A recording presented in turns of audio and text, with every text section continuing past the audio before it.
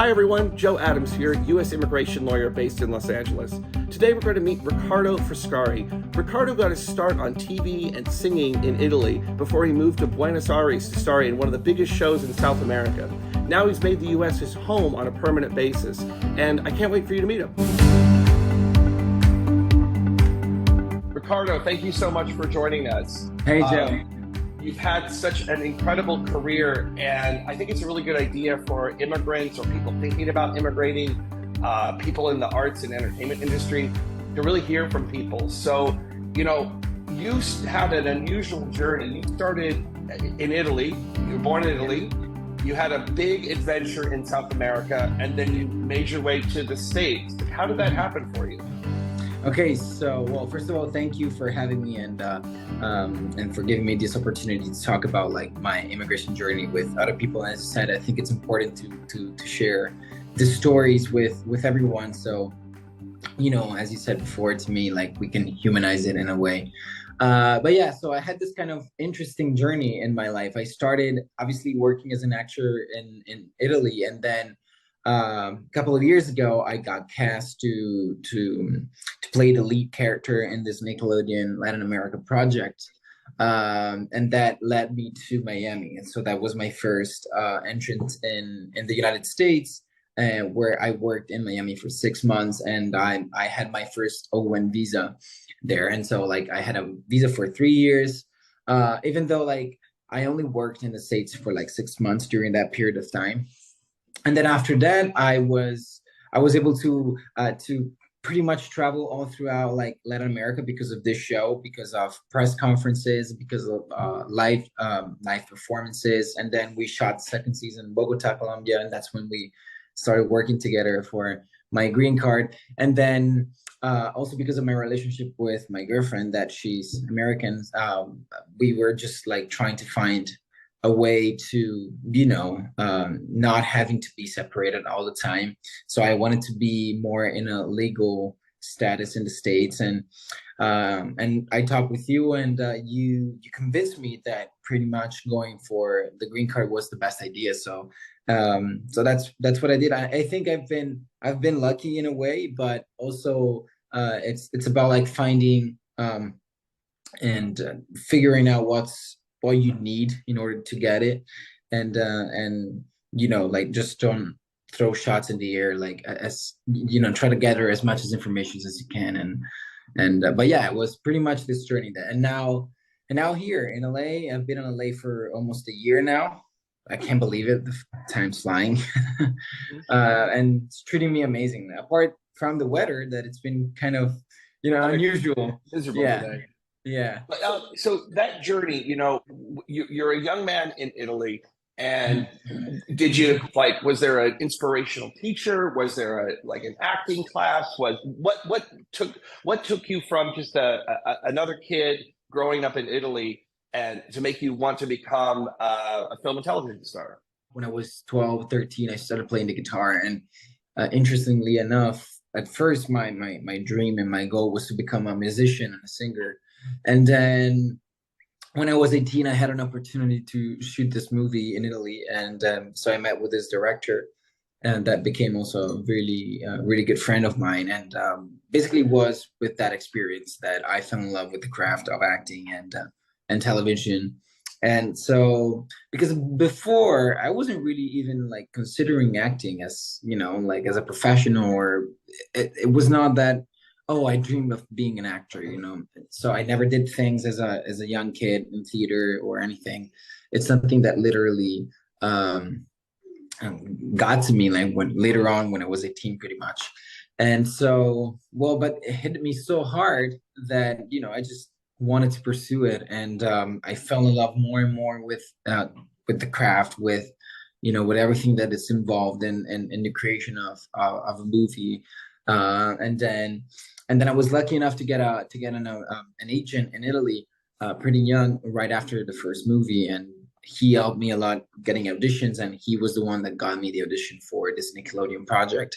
And but what's funny, because I feel like I really do believe a lot in some kind of energies that, they move you around, and eventually they'll get you what you want. And even if you're not really aware of them working for you, because I remember growing up and I always had this dream of one day working in the States, and eventually be like, I've always been, for some reason that I'm still exploring right now, really interested with the United States of America, and the story.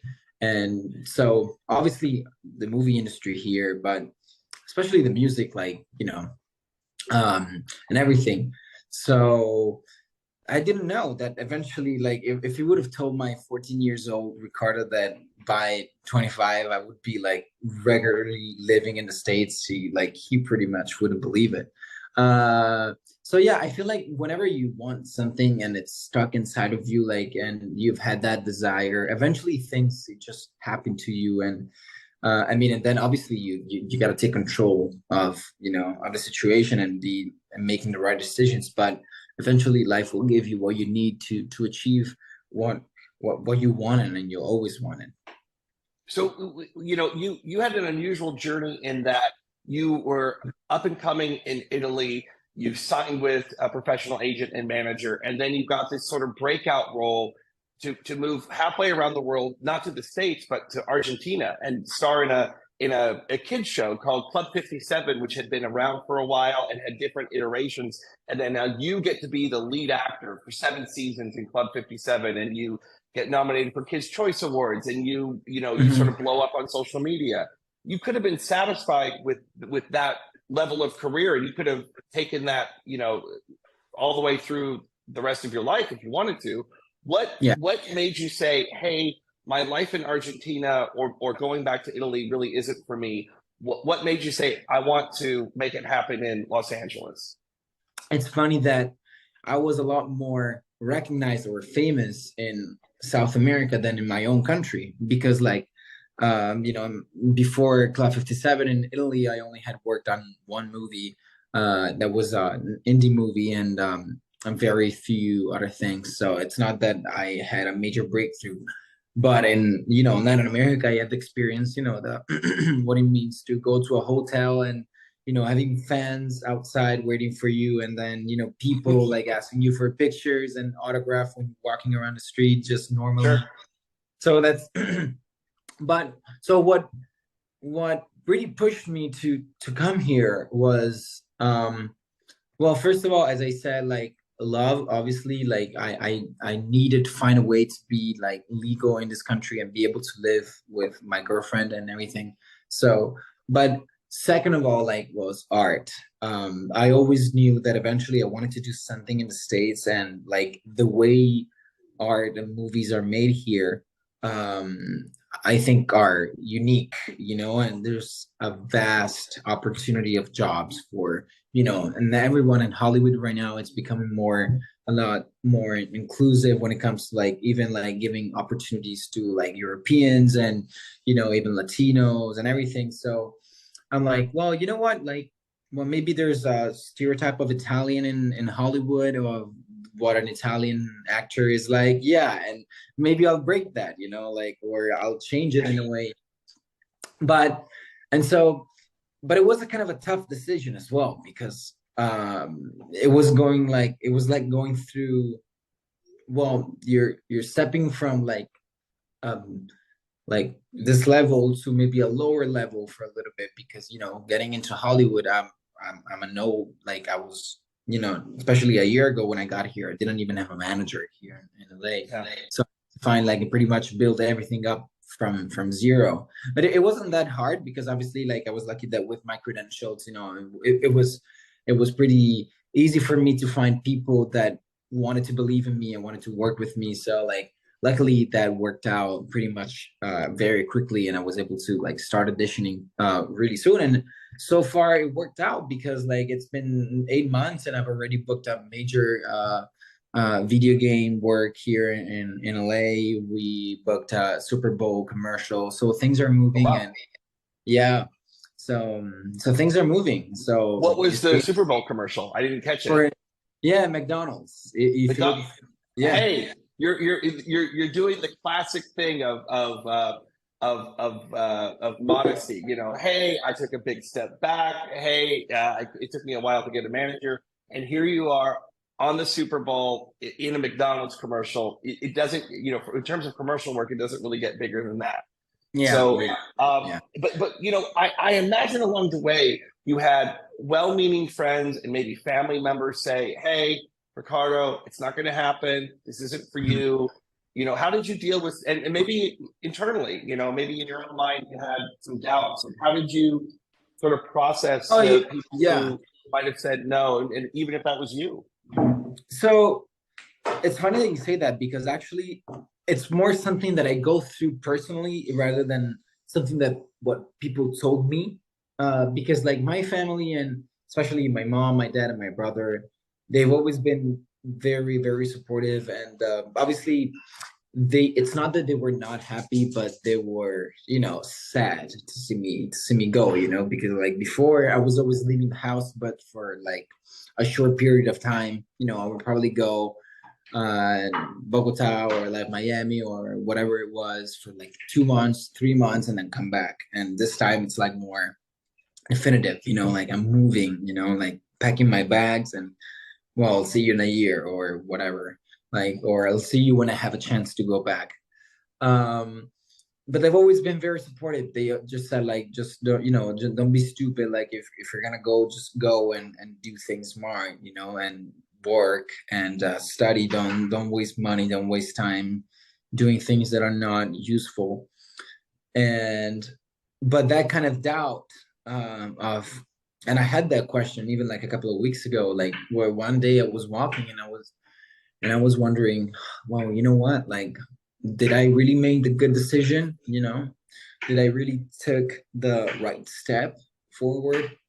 Because sometimes it just feels like, you know, I'm just like moving forward backwards and it doesn't feel like I'm moving forward. But then you got to take your time. You got to take a second to even like stop again and think about it and realize that everything is a journey and everything takes time and you just got to follow your gut. So like, and I always felt that this is my place, and I feel like the universe has already told me that this is the right journey for me, because otherwise it would have never given me a green card to move here, you know. Yeah. You've got competing interests in your brain, and to figure out what's the right instinct and what's Mhm. the wrong instinct, and to know the difference. Well, I feel like the right instinct is, and it's also the only instinct that you should follow is the one that tells you that yes, you're in the right path. Just, you know, trust the process, take your time, like you're doing fine.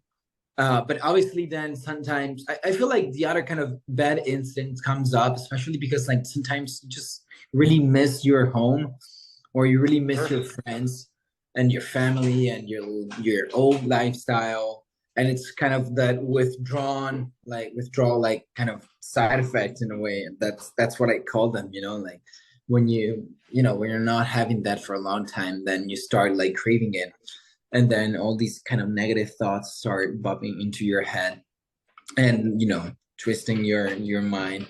But I don't think, again, I think it's really important for you to just like stay focused on what you want and figure out what it's important for you. And I feel like that for me has really worked. And again, like yes, you can have these doubts, but then you sit down, you take a moment, you take a breath, and then you're like, yeah, I'm going in the right, you know, right direction. What would you say are the biggest differences between, you know, you've lived and worked in Rome, you've lived and worked in Buenos Aires, and now you're living and working in Los Angeles. What's the biggest differences you've seen between those places?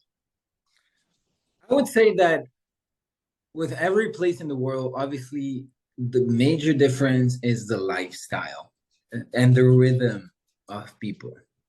You know, like so Rome and Argentina, like are they could be similar in the way people manage their lives and their lifestyle, you know, like so not very long hours of, you know, working, even though like a lot of people they work long hours. Don't get me wrong. It's I think this is a big misconception that people in Italy they just wake up at 10 in the morning, they go for espresso and they work 2 hours and then they have a 2 hours lunch break and then they're done at 4. It's not true. Like my dad and my mom, all of my life, they always woke up at 6 a.m. in the morning, went to work at 7, and came back at 7 at night, both of them. So like there's a little bit of misconception on that, but it's in the way that then life it is lived outside of work.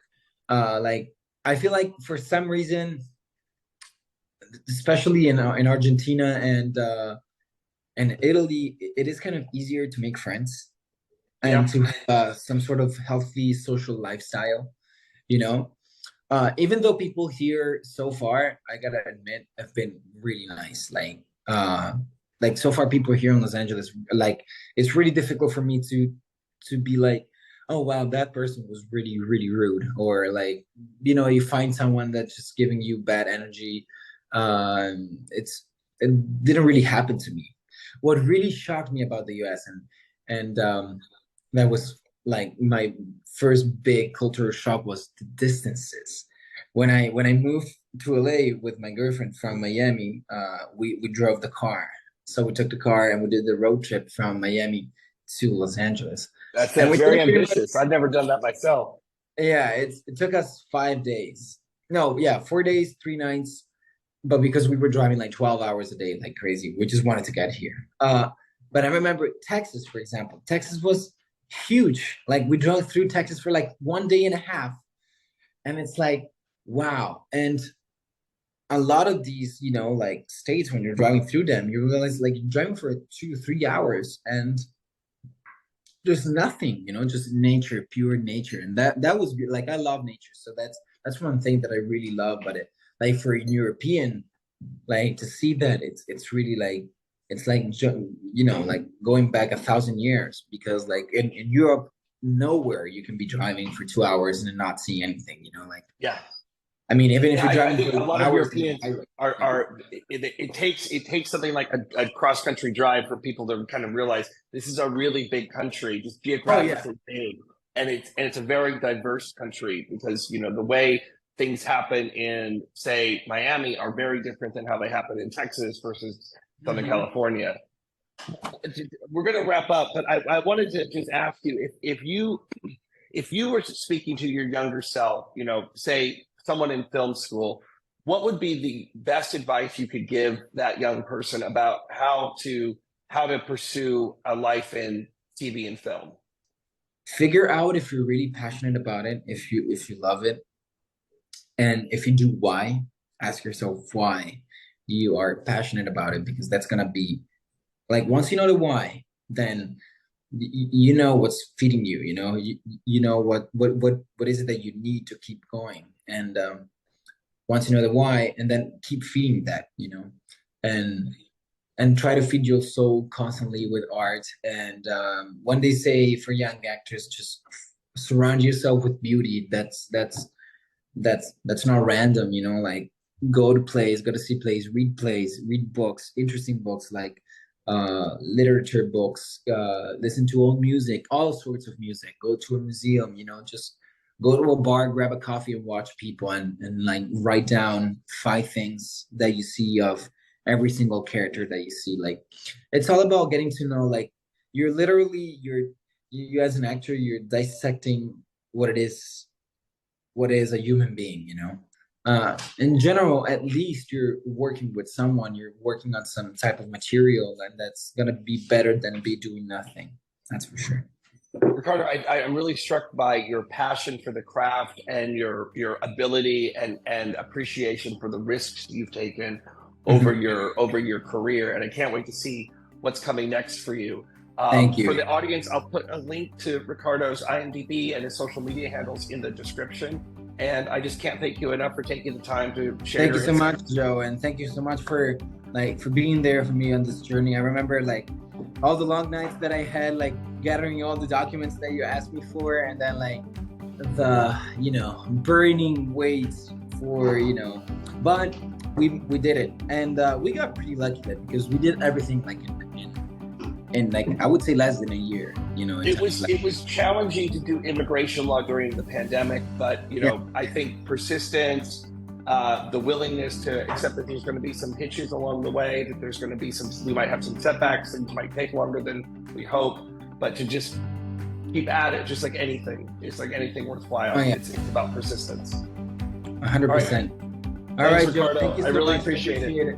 Of course. Have a All good day.